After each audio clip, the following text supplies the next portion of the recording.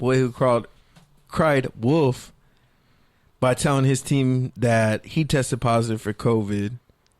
Like, do you think that's an effective strategy, or do you feel like it's like? I want to know what PJ Hall. Like, I want to know what PJ Hall thought when he heard it.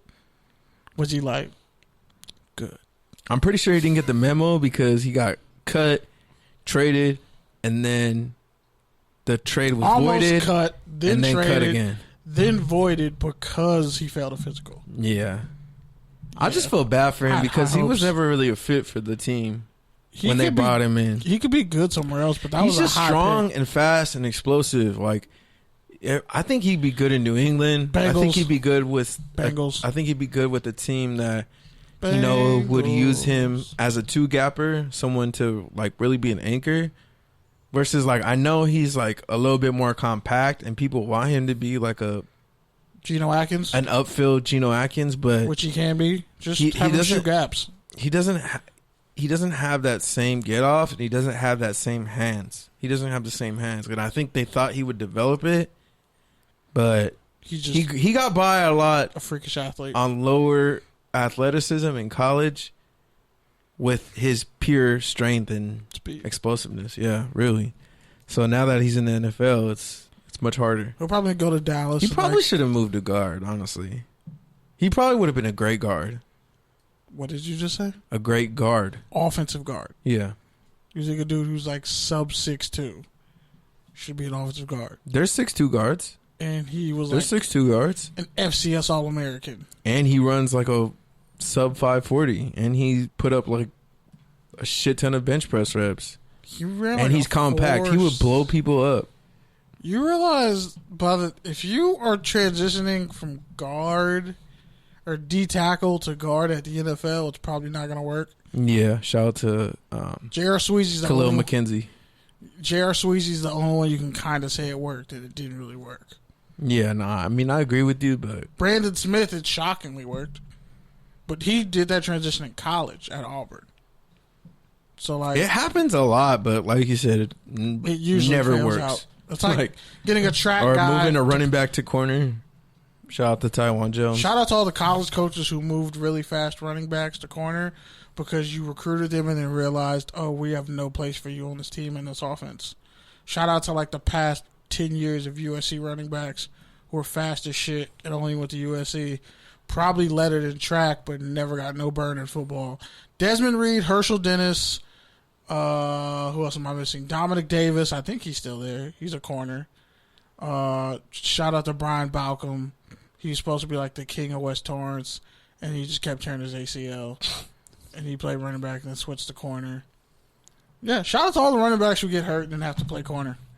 And by the way, while I'm on the subject, Ricky from Boys in the Hood. West Torrance sounds like that little tiny ass place. Like, why would you want to be king of that? Why would you want to be the king of literally like West the Torrance? best player in Torrance in 2010 or 2008, 9, whatever he came out. But yeah, shout out to Ricky from Boys in the Hood because he would have been a terrible running back at the next level. He had very little burst, no agility. Damn. No real strength. You gonna shit on a dead man? Well, shit, his playing career would have been dead once he got to USC. He would have got exposed. Not only that, he wasn't even really that physical, so you kind of have to put him at slot corner because you can't put him at safety because Doughboy hemmed him up on the couch like a little bitch. So, damn, man. I mean, what are you going to do? Let the dead rest easy. I mean, I would say rest easy, but you could have just cut left, motherfucker. Like, it ain't that hard. I've been shot at, too. You know what I did? I zigzagged. Because buckshots don't fucking zigzag. How hard is that to understand? Gun goes pew, zig, pew pew, zag, zig. See, was that hard? Yeah, but change of direction is like the only thing you have, so it's not really fair. That's a lot. My change of direction is nice for a man my size. I'm quick in small spaces. I fuck somebody up and they don't realize it. You know, that residual body movement. Nah, once I get my hands shit look like a tsunami. Are you really trying to talk shit right now? Mister, I wear a polo and a fucking basketball warm-up over my golf polo. You just mixed two different sports last week. And you suck at both sports. You know what the worst? I know you can't play golf. You know what the worst fucking you can't part play was? mini golf You know either. what the worst part about last week was? That you wore another fucking similar shirt? No, that there was fucking 7 people in this room, and no one got a picture of me wearing a fucking warm-up with a polo on. I can't. Like, what's wrong with y'all? I'm so mad we didn't get a picture of the 3 of us. But it would have been like that family reunion where like one cousin was doing drugs or selling drugs, one cousin went to college, and one cousin like got into sports or business or some shit, and they all came back to kicking on the block one more time. That's what that picture would have looked like. Which one are you? Is a better question. Well, you definitely would have been that fresh out one. I don't go to jail because I don't get caught. What are you talking about?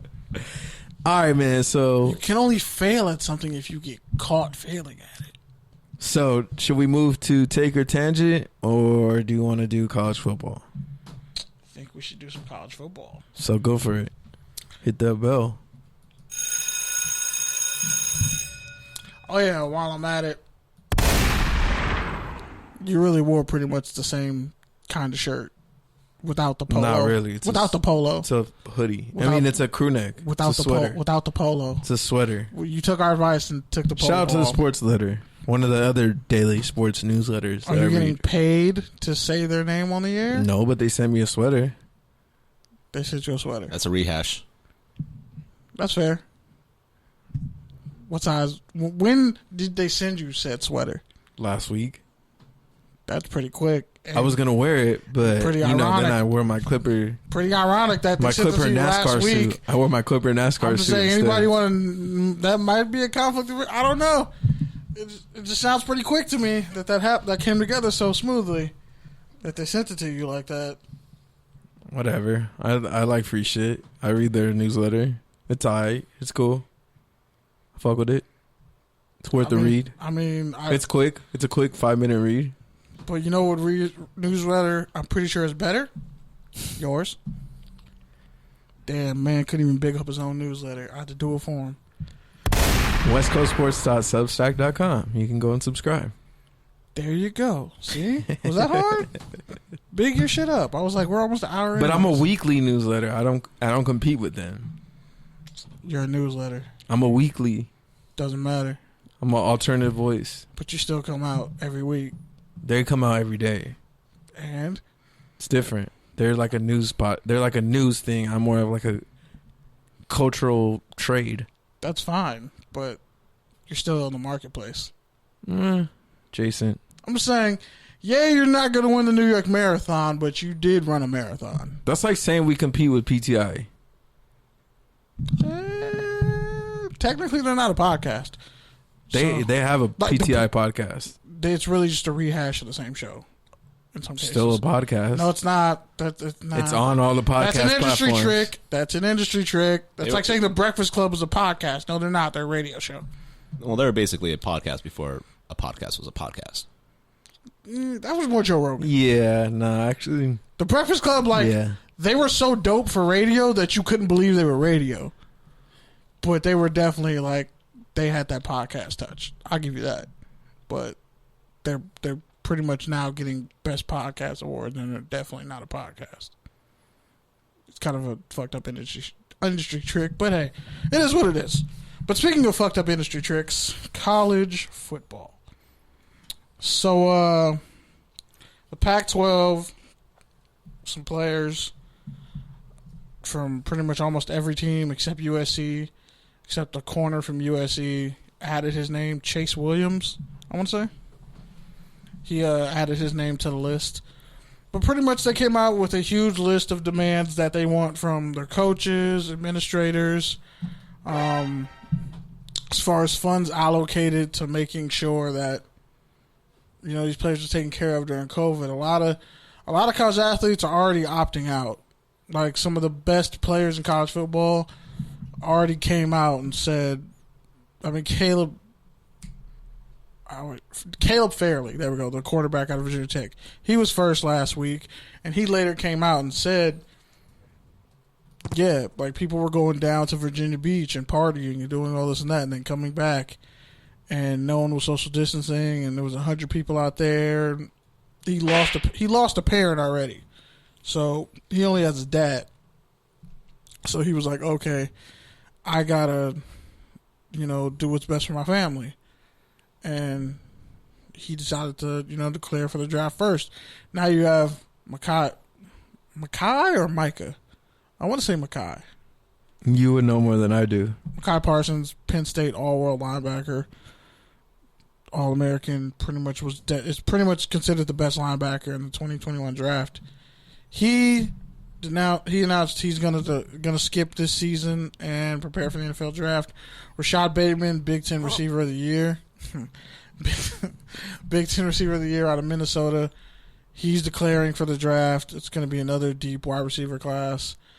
And lastly, the edge rusher out of Miami, Gregory Rousseau, he had like 15 and a half sacks, or I think 16 and a half sacks for Miami.